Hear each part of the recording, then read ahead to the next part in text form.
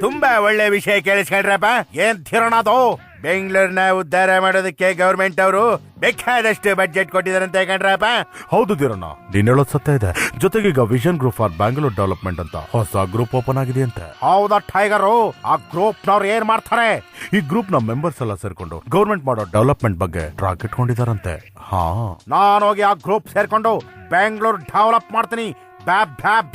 Bengaluru Bengaluru.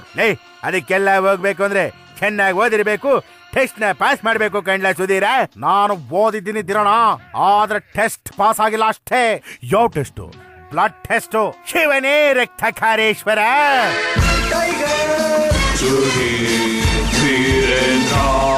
Only on 92.7 Big FM. Life super guru.